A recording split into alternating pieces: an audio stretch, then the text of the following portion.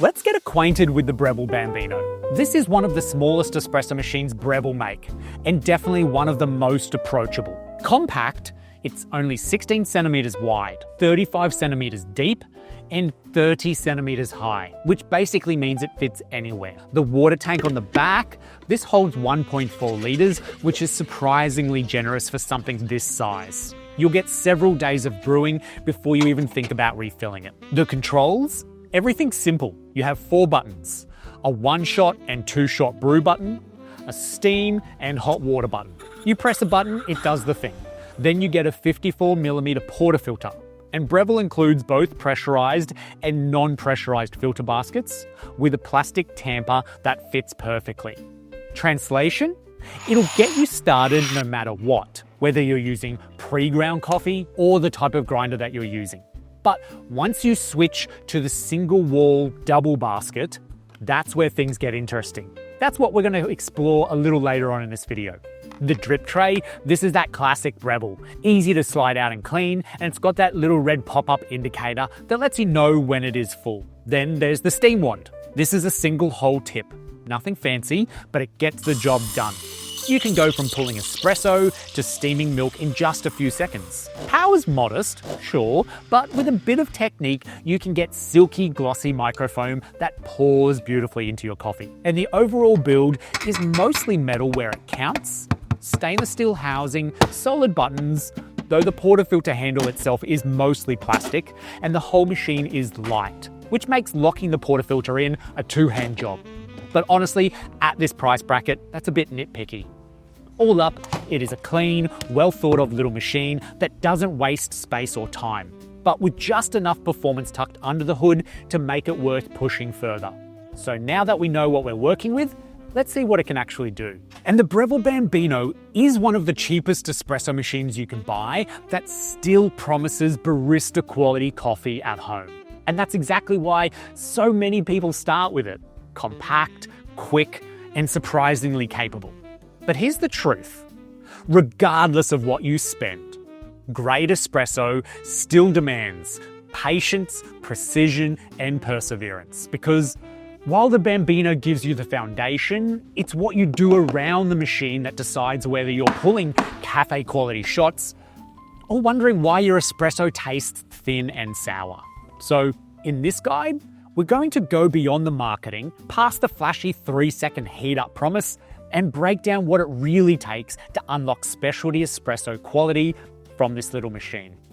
And speaking of getting more from every shot, if you're not already part of our brew club, it's a free way to earn points on every purchase, where you unlock early access to product drops, and you can grab a few exclusive deals along the way. It's our little reward for people who love coffee enough to chase better espresso at home.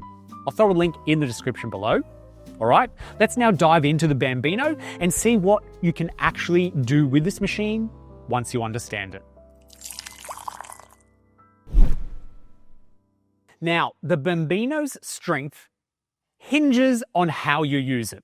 I think I've covered that off pretty well. The hardware can absolutely support high-end espresso quality, but it won't carry you there by itself. That's where the grind, preparation, and workflow become the deciding factors. Now, this might come off a little harsh, but if you take one thing away from this review, let it be this. The Bambino is only as good as your grinder. Once you move to that single wall double filter basket, which I recommend everybody does, it's a cornerstone of great espresso, grind quality becomes everything. And that dose window is narrow. It's about 16 to 19 grams, and the machine reacts instantly to even tiny changes in the grind size. So if your grinder is too inconsistent or can't make micro adjustments, your espresso will gush out at 12 to 15 seconds and taste underwhelming. That's why an espresso capable grinder isn't an option. From this point on, it's mandatory. Models like the Baristas Encore ESP or its Pro, or the entry-level Baristas Sette line are decent companions. They're compact, consistent, and built for the precision of espresso demands. yet. If you're looking to lock down on quality for good and you don't want to be buying another grinder in a few years, you certainly should be looking at a grinder that costs more than this machine itself. Trying to fix a poor grinder by adding more coffee into the basket and maybe grinding coarser, well, it works, but not for long. How fast your espresso flows out is pure physics, and you need a good grind. Without that, the Bambino's potential remains locked away. Once you've got grind consistency handled, the next critical piece is puck preparation. This is the grinds going into the basket, and the Bambino's stock accessories do let you down a little. That included plastic tamper. Well, I find it too light and a little too inconsistent. So a proper metal 54mm tamper, ideally calibrated and leveled, is a bit of a must. And Breville has a brilliant one available. It removes one of the biggest variables in espresso brewing. Every shot, same force, same tamp.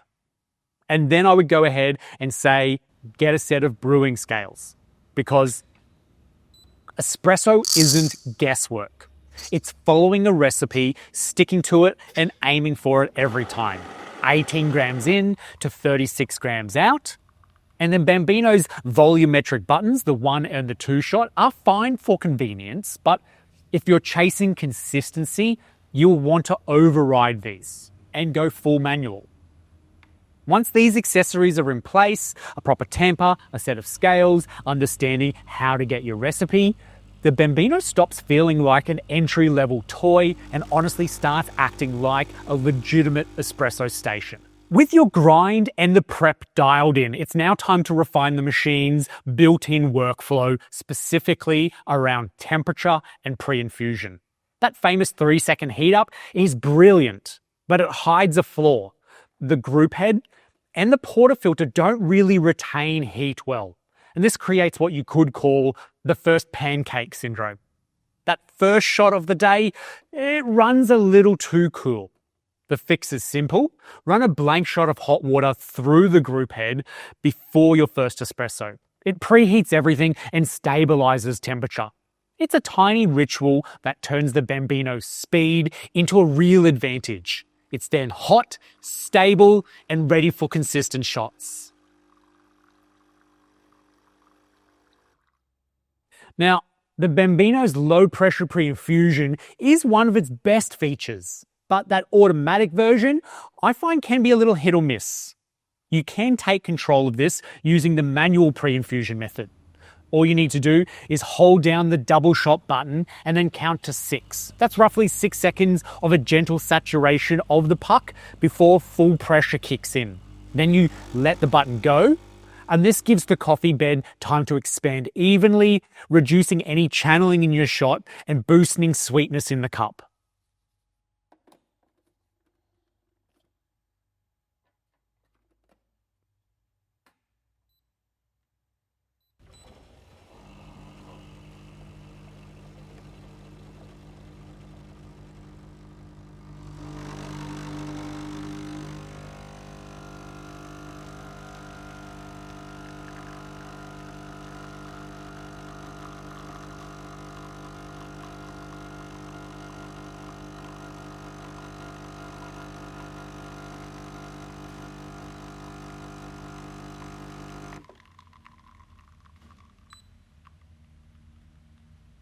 Now, when it comes to steaming, the Bambino's single-hole steam wand can absolutely produce real microfoam. Just needs a patient hand. The ThermoJet system transitions from espresso to steam almost instantly, but power is limited compared to commercial machines. With milk in your pitcher, the first thing I would do before steaming is to purge that steam wand. Have it pointing into the drip tray and then turn the steam function on, removing any condensation from within the wand. Once steam is coming out, turn it back off and then begin steaming your milk. You start with your milk just below the spout line, angle the jug slightly back and keep the tip of the wand near the surface. Listen for that quiet, steady whisper of air going into your milk. This is your sign of proper aeration. Once the milk does start to expand, you want to lower the tip a touch to build a little bit more texture inside the milk, and you're letting that vortex of the milk spinning do the work. That's what we're aiming for, is to get the milk into that spinning motion. It might take a few extra seconds compared to a cafe steam wand, but the result is worth it. Silky, glossy microfoam that pours beautifully and brings out that real milk sweetness in the cup at around 60 degrees Celsius. So if you have a thermometer, it's always best to check. Once you've steamed your milk, do not remove the jug straight away. Turn the steam function off and hold the jug with the wand inside it until all the steam has been evacuated from the wand before removing the jug. If you remove your jug too soon, escaping pressure from the wand will create large bubbles on top of your silky smooth milk. And just remember to wipe and purge the wand right after steaming every time.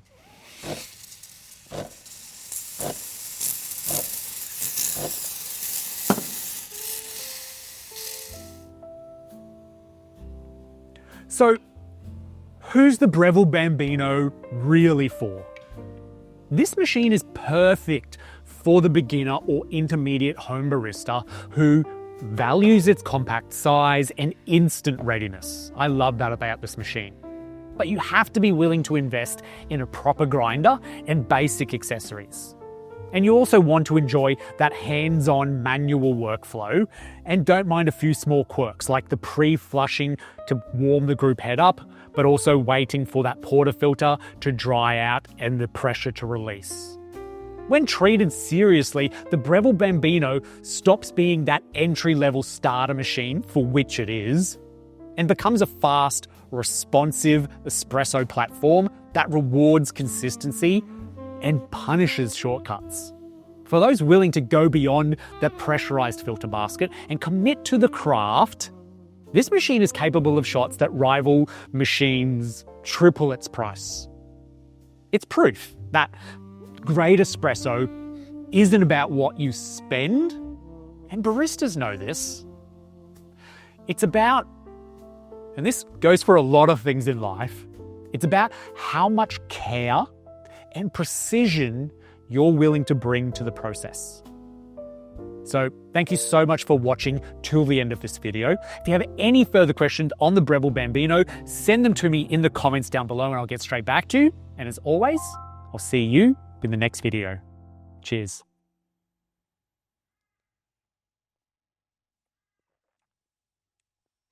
Oh, that is so good.